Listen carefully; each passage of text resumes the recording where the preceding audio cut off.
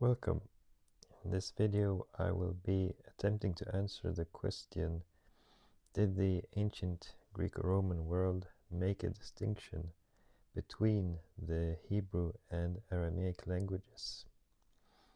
And also explore the question: what languages does the Bible itself claim that the people in the Bible are speaking? If we look at the Gospel of John, chapter 19, verse 20, when Pontius Pilate is writing on the cross of Jesus, it says in the Greek version that he writes in Evraisti, Romaisti, and Hellenisti. So this would be translated into Hebrew, Greek, and Latin and Greek. And this has traditionally been the three languages that has been seen as holy by the church. But as we will see when I explore other verses of the Bible, what the phrase Evraisti actually means, is referring to in Greek, is a bit more complicated than that. If we look at an older book in the Bible, the second book of Kings, chapter 18, verse 26, there is an issue there where there are two languages being used, where one group understands both languages and another only understands one of them. The words used in the Greek version of this book is Siristi, which is often translated into Aramaic, and we can see why that the Aramaic comes from Aram, and Syria is the Greek equivalent. Assyria, Assyrians, Arameans, Aramaic, Syrian are different words for the same thing. But then the other language, which is often translated into Hebrew, is actually, it says Yudaisti.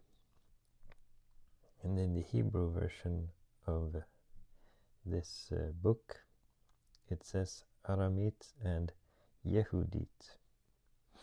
This is what I believe is the first reference to the languages in the Bible, and it is often translated into Aramaic and Hebrew, but Yehudit would more be like the language of the people of Judah, or something like this.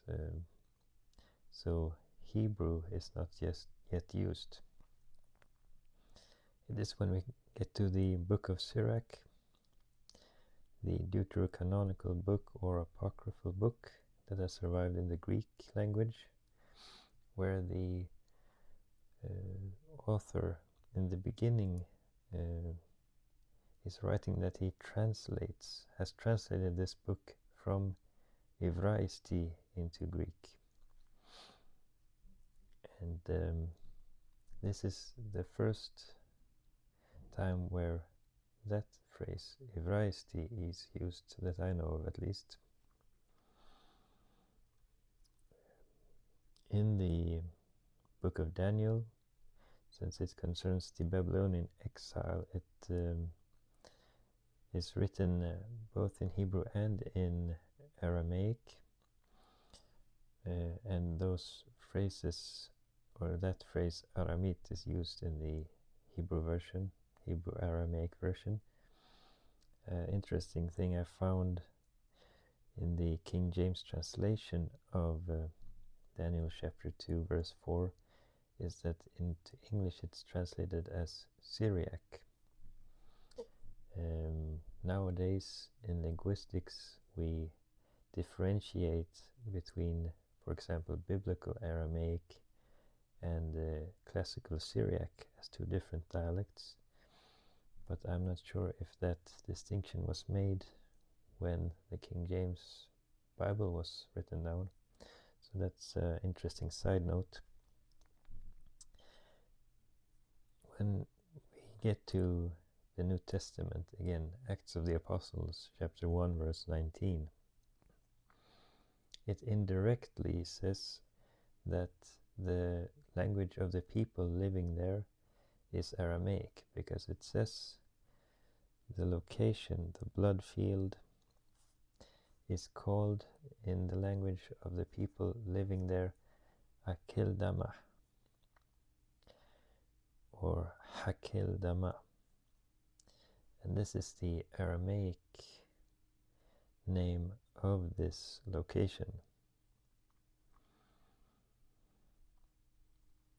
And now where the confusion begins or continues is the Gospel of Matthew chapter 27 verse 46, where St. John Chrysostom and St. Jerome are writing about this quote where Jesus is quoting one of the Psalms, and he says, Eli, Eli, lama sabachthani. This is a Aramaic phrase, because we know that the Hebrew version is lama a'savtani. So this is Aramaic, but both St. John and St. Jerome is calling it Hebrew, Evraisti. So it would seem as though they did not know the difference, or as Professor Michael Wingert suggests in one of his videos that I will link in the description, that the phrase Hebrew was more referring to the language of the Hebrews, of the people, which could both be Hebrew or Aramaic. So simplifying a bit, and the Gospel of Mark has a variation of this in chapter 15 verse 34, Elohi, Elohi. But there's also it's also in Aramaic. And if we think about these two languages, they are very close, especially if you're a Greek speaker or a Latin speaker, and you see something written in, for example, the book of Daniel, part of it in Hebrew, part of it in Aramaic, and then towards the end it goes back to Hebrew, but it's the same square script, and it sounds probably the same. If someone has one pronunciation, they pronounce the letters the same. So if you don't know one of these or both of these languages, they're going to sound the same and look the same. And so that could also be a factor why Greeks and Romans did not want to make this distinction. It was, if we look at phrases, for example, bar mitzvah, when a boy becomes a man, the first word is Aramaic and for son, and the second word is Hebrew for commandment, son of the commandment. And if we think about, if someone were to say, what language is that person speaking, it is like a mixture of the two languages. So it would be very tricky to entangle, oh, was this person speaking Hebrew at that point, or Aramaic? Is this book in Hebrew or Aramaic? So it would be simpler to just say, oh, it is Evraisti, it is the language of the Hebrews. And if we go back to the Gospel of John, chapter 20, verse 16, when Mary visits the tomb that is empty when Christ has resurrected.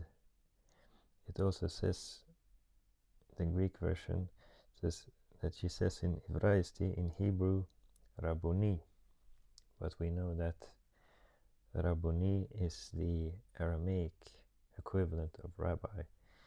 The YouTube channel Daily Dose of Aramaic makes a video where he goes into